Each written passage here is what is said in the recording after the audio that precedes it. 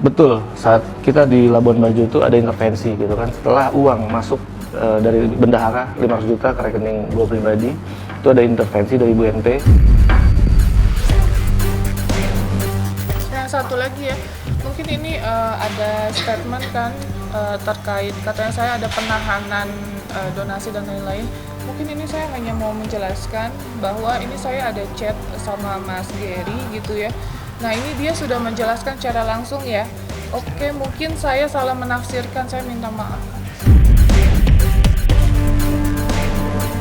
Ya terserah, itu kan persepsi orang, pendapat orang kita nggak bisa kuasai. Balik lagi yang bisa saya lakukan hanya menunjukkan tindakan sesuai dengan apa yang saya katakan.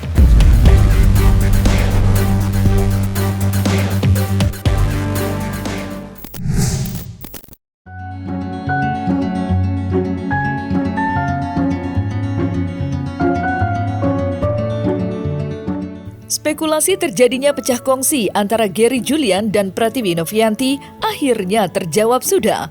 Ya, melalui unggahan media sosialnya, Gary Julian menguak fakta jika hubungan mereka saat ini sedang tidak baik-baik saja.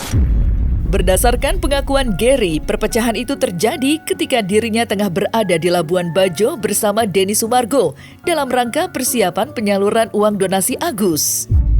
Kala itu, Novi disebut berubah pikiran secara tiba-tiba sampai menahan uang donasi untuk sementara waktu. Gary sontak tidak terima dengan keputusan Novi, apalagi sebagai ketua yayasan yang baru, Gary memiliki tanggung jawab atas permintaan donatur. Lantas, seperti apa bukti-bukti Gary Julian untuk menguatkan perkataannya? Betul, saat kita di Labuan Bajo itu ada intervensi gitu kan, setelah uang masuk dari bendahara 500 juta ke rekening gue pribadi, itu ada intervensi dari Bu NP, dan bisa gue kasih lihat chatnya, bisa nilai sendiri. Kemudian gue pun juga coba meredam, coba chat secara pribadi ke beliau, ini juga ada chatnya, tapi ya jawabannya ngambang kan gitu. Nah terus dalam keadaan ngambang itu, gue masih nongkrong sama Bang Densu tuh sampai jam 3 pagi. Yang kemudian akhirnya semua WA di blok, sosmed di blok. Ya sudahlah, ini sudah tidak ada komunikasi dan keadaannya uang diminta balik dan kejelasan sisanya ini nggak jelas apakah mau ditransfer atau tidak. Dan yang pasti saat itu mungkin gue bikin marah karena uang yang 500 juta itu diminta balik dan nggak gue balikin. Tapi pada saat itu ya udah, gue kasih tau Bang Densu. Akhirnya Bang Densu coba bantu lewat story-nya ya, gitu kan. Ya sudah, endingnya besoknya siangnya kalau nggak salah itu uangnya ditransfer, sisanya ya sudah. Masalah ini nasihat dari Bang Densu sih sebenarnya tak usah lagi dibahas-bahas gitu kan, tapi ini perlu gue bahas sedikit. Jadi itu semua kronologi faktanya gitu. Kita nggak ada yang aneh-aneh. Sebetulnya ini masalah internal yayasan gitu kan, antara pengurus lama dan pengurus baru, dan faktanya memang ada intervensi, jadi kita nggak bisa tutup-tutupin karena terus dibahas di sana di media sosial. Ya sudah gitu. Tapi pada intinya gue akan menjalankan apa yang udah gue mulai, mungkin akan mengundurkan diri setelah audit oleh akuntan publik gitu. Jadi kita sudah selesaikan semuanya sampai di akhir. Terima kasih juga buat yang udah selalu dukung. Sudah nggak usah dibahas lagi. Gary mohon pamit. Thank you.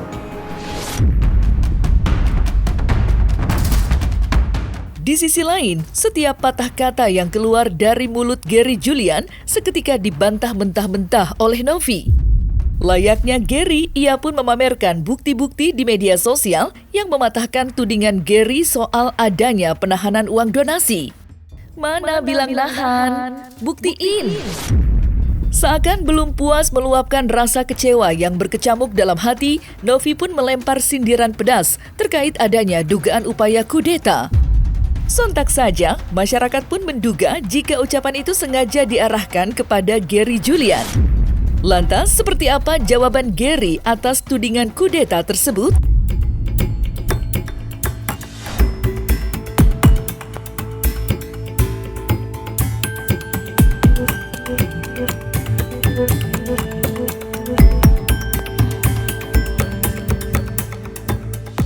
nggak ada lah, itu nggak benar. Jadi dalam mekanisme saya jadi ketua yayasan itu ada mekanismenya dalam internal gitu kan, dan itu nggak mungkin 1-2 orang di dalam yayasan tuh nggak terlibat, tuh nggak mungkin gitu kan, apalagi badan pengurus yang lama, yang pasti mereka semua mengetahui dan terlibat gitu aja. Yang satu lagi ya, mungkin ini ada statement kan terkait katanya saya ada penahanan donasi dan lain-lain. Mungkin ini saya hanya mau menjelaskan bahwa ini saya ada chat sama Mas Gary gitu ya. Nah ini dia sudah menjelaskan secara langsung ya. Oke, mungkin saya salah menafsirkan, saya minta maaf. Nih ini udah jelas ya, saya nggak ada loh statement terkait saya menahan, saya nggak boleh ditransfer atau apa, itu nggak ada sama sekali. Itu juga saya bingung gitu kan. Kemudian sekarang beredar bahwa saya tidak menjalankan SOP kan gitu ya. Gitu.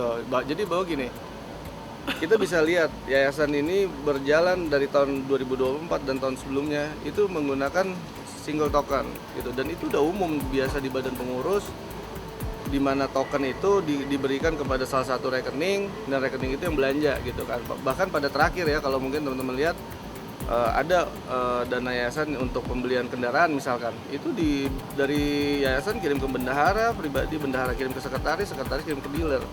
Itu nggak mungkin lah, nggak tahu kalau badan pengurus yang lama seperti itu gitu. Jadi itu menurut saya hanya alasan, dan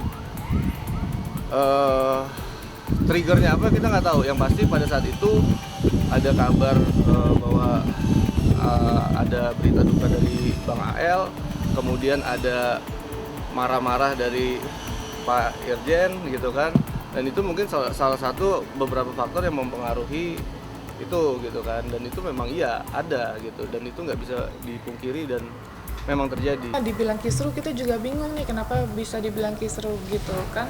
Sebenarnya sudah clear ya, tidak ada masalah sama sekali gitu dengan statement-statement yang sekarang ini muncul atau story-story gitu.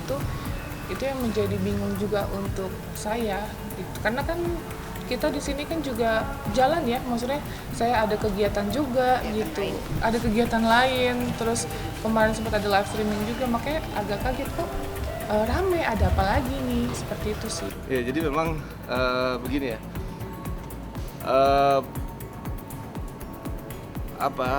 komunikasi dengan Tenovi sebagai individu memang ya saya katakan memang saat ini kurang baik gitu kan, karena bisa teman-teman lihat sendiri banyak beredar di medsos narasi yang kian menyebutkan bagi kami yang berangkat ke NTT seolah-olah banyak isu-isu gitu kan. Sementara itu, reaksi bak kobaran api amarah yang terbakar emosi nampak ditunjukkan pula oleh Emma Waroka, yang mana merupakan sahabat dekat Novi, sehingga ia mengerti kasus ini secara luar dalam. Dalam beberapa kali kesempatan, ia pun tak segan melontarkan ucapan-ucapan pedas yang diduga ditujukan kepada Gary. Tak tanggung-tanggung, ia bahkan digadang-gadang meminta Novi untuk segera memutuskan kerjasama dengan Gary. Lantas, seperti apa Gary Julian menanggapi sindiran-sindiran Emma Waroka? Buang Nov, udah makan gaji tiap bulan, enak banget dia. Makan gaji, mulutnya kesana kemari, kamu yang kena getahnya. Ya Allah, Nov. Udah saya blok. Kamu yang kena getahnya, Nov.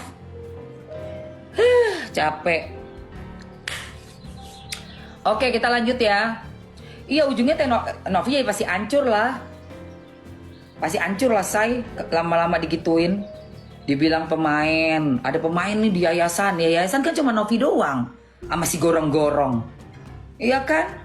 Terus dibilang ada yang nahan dana sampai kesel. Wah, uangnya ditahan.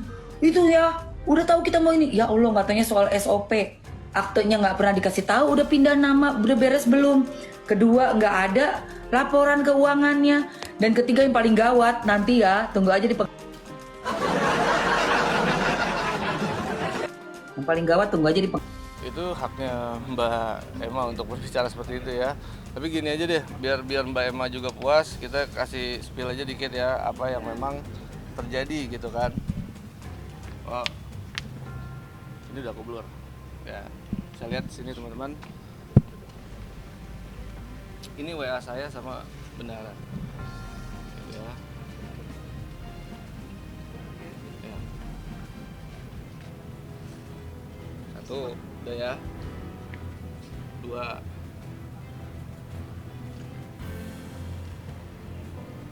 Oke. Tiga. Nah, di sini bisa dilihat sendiri ada intervensi gitu kan. Tapi poin saya bukan itu, dan saya tadinya nggak mau bahas tentang itu. Kemudian kan digoreng-goreng, kalau kita nggak klarifikasi akan jadi satu kebenaran yang keluar dari fakta, itu aja. Yang penting sekarang laporannya udah selesai, donasi udah tersalurkan, sisanya kita tinggal bikin laporan akuntan publik. Udah, kita lihat tanggal 22 juga apakah donatur mencabut gugatan atau tidak. Terlepas dari lika-liku perpecahan dengan Novi, mengurus kegiatan penyaluran uang donasi Agus nampak masih menjadi fokus utama dari Gery Julian. Buktinya, pada hari Kamis 16 Januari 2025 kemarin, Gery telah menyambangi kantor Kementerian Sosial untuk menyerahkan laporan pertanggungjawaban dari kegiatan amalnya di pos pengungsian bencana erupsi Gunung Lewotobi laki-laki. Lantas, seperti apa hasil pertemuan Gery Julian dan pihak Kementerian Sosial? Ya, jadi kita bikin berita acara ya, di atas tadi kita menyampaikan yang pertama-tama sesuai dengan beberapa kali rapat pembinaan yang dilakukan oleh Kemensos kepada yayasan terkait pelanggaran pengumpulan uang donasi tersebut. Dan yang kedua, berita acara yang kita sebutkan itu kenapa alasannya disalurkan kepada korban NTT, korban erupsi Lewotobi di NTT ya. Terus yang ketiga, ada beberapa poin saya lupa ya. Selain itu mungkin oh ya, tadi ini laporan pertanggungjawaban semuanya gitu. Dan ini sisa satu kita bawa lagi, kita mau bawa ke donatur. Respon Kemensos yang pasti sebagai regulator normatif aja, dari pihak beliau menyampaikan kalau kedepannya ingin melakukan pengumpulan uang lagi agar sesuai aturan, supaya tidak ada polemik lagi ke depannya. Dalam laporan pertanggungjawaban ada beberapa lembar lagi tadi kita bawa, itu laporan keuangan yang saya susun berdasarkan uang dari Bank Densu yang kita gunakan untuk pembelian tiket pesawat, hotel dari tanggal 5 sampai tanggal 10 tuh, dari mulai Labuan Bajo sampai Maumere. Kemudian juga untuk sewa truk ya, untuk sewa truk. Jadi untuk akomodasi barangnya itu kita juga sewa truknya menggunakan uang itu. Jadi pure 1,3 kita belanjain barang aja. Tidak ada aturan yang kita langgar. Kalau keyakinan itu ya pasti kita dari sisi kita pasti yakin, tapi namanya hak kewajiban itu kan pasti ada. Setiap pihak-pihak juga boleh mendalilkan kalau memang merasa dirugikan atau seperti apa, itu silakan aja. Tapi yang kita lakukan sudah sesuai dengan regulasi, dan kita juga udah memenuhi kewajiban kita sebagai yayasan.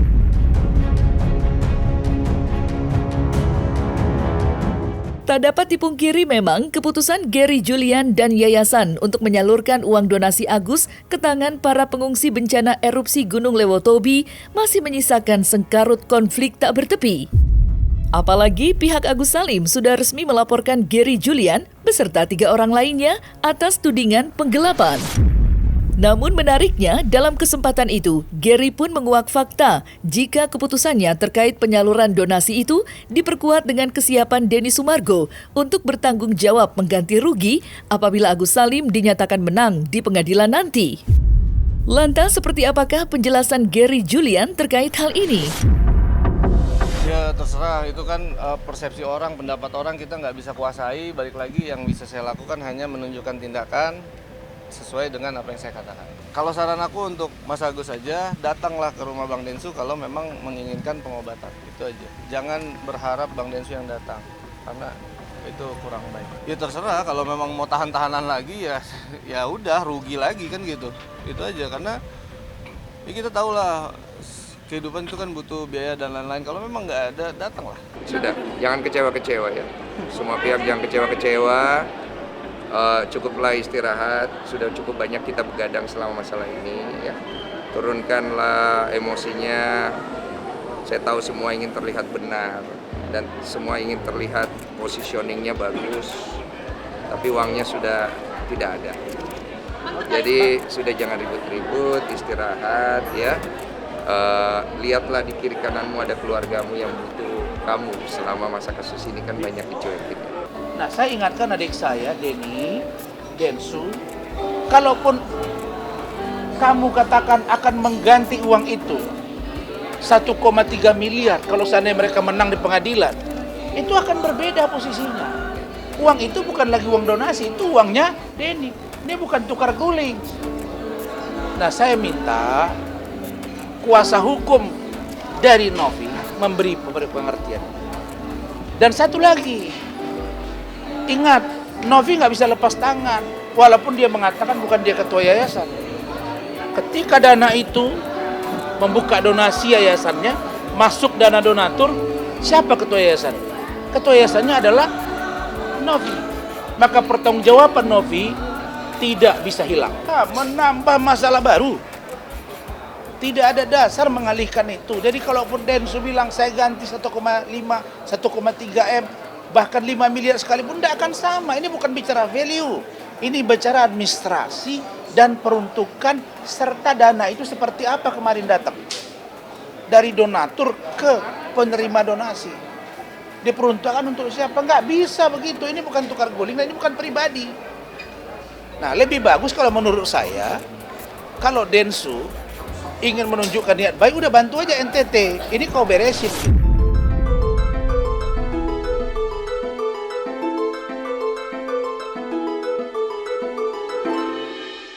Nah, selesai sudah Cumi Lovers. Saksikan terus Cumi Camp In Depth, kabar lengkap, mendalam, dan akurat dari narasumber terpercaya. Dan jangan lupa untuk like, subscribe, dan juga share channel YouTube Cumi Cumi.